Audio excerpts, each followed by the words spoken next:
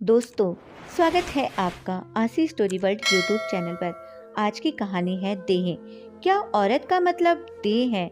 चारपाई पर लेटी हुई बुधिया साफ साफ देख रही थी कि सूरज अब ऊँघने लगा था और दिन की लालिमा मानो रात की कालिमा में तेजी से समाते जा रही थी।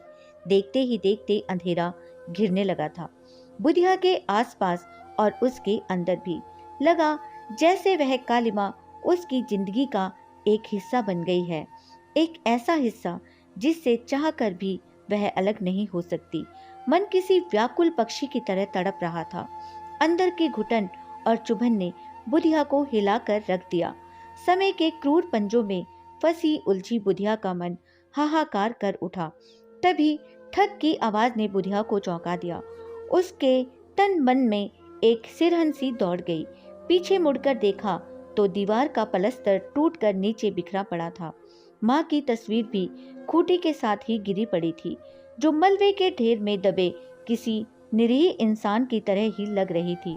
बुधिया को पुराने दिन याद हो आए, जब वह माँ की आंखों में वही निहिरता देखा करती थी। शाम को बापू जब दारू के नशे में धुत घर पहुंचता था तो माँ की छोटी सी गलती पर भी बरस पड़ता था और पीटते पीटते बेदम कर देता था। एक बार जवान होती बुधिया के सामने उसके जालिम बाप ने उसकी माँ को ऐसा पीटा था कि वह घंटों बेहोश पड़ी रही थी। बुधिया डरी सहमी सी एक कोने में खड़ी रही थी। उसका मन भीतर ही भीतर करहा उठा था। बुधिया को याद आया है, उस दिन उसकी माँ खेत पर गई हुई थी धान की कटाई में। तभी धड़ाक की आवाज के साथ दरवाजा खुला था और उसका दारूखोर बाप अंदर दाखिल हुआ था। आते ही उसने अपनी सिंदूरी आंखें बुधिया के ऊपर ऐसे गड़ा दी थी मानो वह उसकी बेटी नहीं, महज एक देह हो। बापू, बस इतना ही निकल पाया था बुधिया की जुबान से। आहा, सुन बुधिया, बापू जैसे आपे से बाहर होकर बोले थे, यह दारू की बोतल रख दे। जी अच्छा। किसी मशीन की तरह बुधिया ने सिर हिलाया था और दारू की बोतल अपने बापू के हाथ से लेकर कोने में रख आई थी। उसकी आंखों में डर की रेखाएं खिंच आई थी। तभी बापू की आवाज किसी हथौड़े की तरह सीधे उसे आकर लगी थी। बुधिया, वहां खड़ी खड़ी क्या देख रही है? यहाँ आकर बैठ मेरे पास। आ आ। बुधिया को तो जैसे काटो तो खून नहीं। उसकी सांसें तेज तेज चलने लगी थी, धौकनी की तरह। उसका मन तो किया था कि दरवाजे से बाहर भाग जाए, लेकिन हिम्मत नहीं हुई थी। उसी पल बापू की गरजदार आवाज गूंजी थी। बुधिया ना चाहते हुए भी बुधिया उस तरफ बढ़ चली थी जहां उसका बाप खटिया पर पसरा हुआ था। उसने झट से बुधिया का हाथ पकड़ा और अपनी ओर ऐसे खींच लिया था जैसे वह उसकी जोरू हो। बापू, बुधिया के गले से एक घुटी घुटी सी चीख निकली थी। यह क्या कर रहे हो बापू? चुप। बुधिया का बापू जोर से गरजा और एक झन्नाटेदार थप्पड़ उसके गाल पर दे मारा था। बुधिया छटपटाकर रह गई थी। उसमें अब विरोध करने की जरा भी ताकत नहीं बची थी।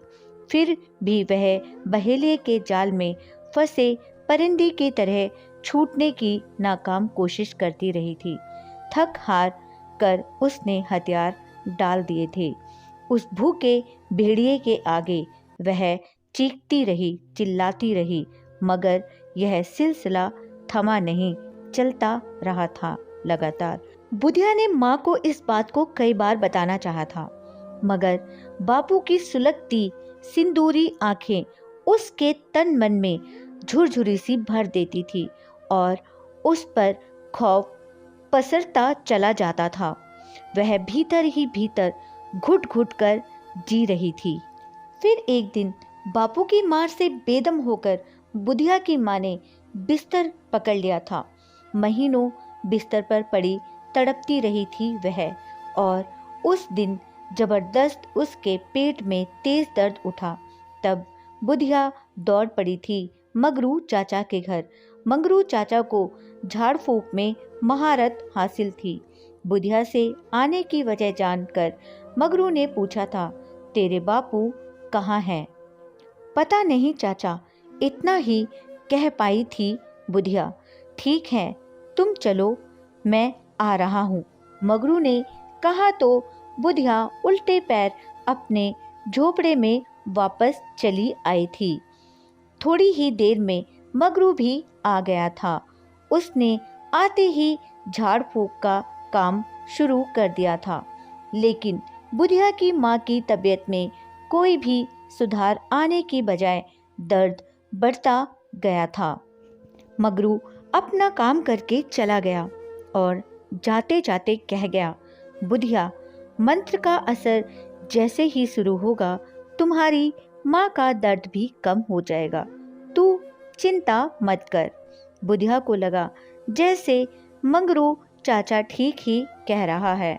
वह घंटों इंतजार करती रही, लेकिन ना तो मंत्र का असर शुरू हुआ और ना ही उसकी माँ के दर्द में कमी आई। देखते ही देखते बुधिया की माँ का सारा शरीर बर्फ की तरह ठंडा पड़ गया।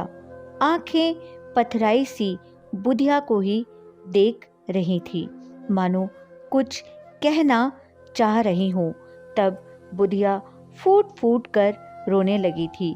उसके बापू देर रात घर तो आए, लेकिन नशे में चूर। अगली सुबह किसी तरह कफन दफन का इंतजाम हुआ था। बुधिया की यादों का तार टूटकर दोबारा आज से जुड़ गया। बापू की जातियों की वजह से बुधिया की जिंदगी तबाह हो गई। पता नहीं वह कितनी बार मरती है फिर जीती है। सैकड़ों बार मर चुकी है वह, फिर भी जिंदा है, महज एक लाश बनकर। बापू के प्रति बुधिया का मन विद्रोह कर उठता है, लेकिन वह खुद को दबाती आ रही है। मगर आज बुधिया ने मन ही मन एक फैसला कर लिया। यहाँ से दूर भाग जाएगी वह, बहुत दूर, जहाँ बापू की नज़र उस तक कभी नहीं पहुँच पाएगी। अगले दिन बुधिया मास्टरनी के यहाँ गई कि वह अपने ऊपर हुई जातियों की सारी कहानी उन्हें बता देगी। मास्टरनी का नाम कलावती था, मगर सारा गांव उन्हें मास्टरनी के नाम से ही जानता है। कलावती गांव के ही प्राइमरी स्कूल में पढ़ाती है। बुधिया को भी उन्होंने ही पढ़ाया था। यह बात और है कि बुधिया 2 जमात से ज़्यादा पढ़ नहीं पाई थी। क्या बात है बुधिया, कुछ बोलो तो सही। जब से तुम आई हो तब से रोए जा रही हो, आखिर क्या बात हो गई? मास्टरनी ने पूछा तो बुधिया का गला भर आया। उसके मुंह से निकला, मास्टरनी जी। हाँ हाँ बताओ बुधिया, मैं वादा करती हूँ तुम्हारी मदद करूँगी। मास्टरनी ने कहा तो बुधिया ने बताया, मास्टरनी जी, उसने हमको खराब किया, हमारे साथ गंदा काम सुन कर मास्टरनी की भौहें तन गई। वह बुधिया की बात बीच में ही काट कर बोली, किसने किया तुम्हारे साथ गलत काम? बापू ने। और बुधिया सब कुछ सिलसिलेवार बताती चली गई। मास्टरनी की आंखें फटी की फटी रह गई और चेहरे पर हैरानी की लकीरें गहराती गईं। फिर वह बोली, तुम्हारा बाप इंसान है या जानवर? उसे तो चुल्लू भर पानी में डूब मरना चाहिए। उसने अपनी बेटी को ही खराब किया। खैर तू चिंता मत कर बुधिया, तू आज शाम की गाड़ी से मेरे साथ शहर चल। वहाँ मेरी बेटी और दामाद रहते हैं। तू वहीं रहकर उनके काम करना, बच्चे संभालना, तुम्हें भर पेट खाना और कपड़ा मिलता रहेगा। वहाँ तू पूरी तरह महफूज रहेगी। बुधिया का सिर मास्टरनी के प्रति इज्जत से झुक गया। नई दिल्ली रेलवे स्टेशन पर उतरते ही बुधिया को लगा जैसे वह किसी नई दुनिया में आ गई हो। सब कुछ अलग और शानदार था। बुधिया बस में बैठकर गगनचुंबी इमारतों को देख रही थी, मानो कोई अजूबा हो। तभी मास्टरनी ने एक बड़ी इमारत की तरफ इशारा करते हुए कहा, देख बुधिया, यहाँ औरत मर्द सब एक साथ कंधे से कंधा मिलाकर काम करते हैं। सच? बुधिया को जैसे हैरानी हुई। उसका अल्लड़ व गवई मन पता नहीं क्या क्या कयास लगाता रहा।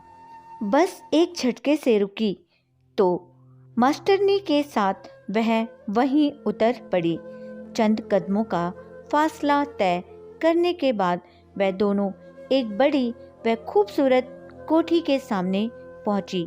फिर एक बड़े से फाटक के अंदर बुधिया मास्टरनी जी के साथ ही दाखिल हो गई। बुधिया की आंखें अंदर की सजावट देखकर फटी की फटी रह गई।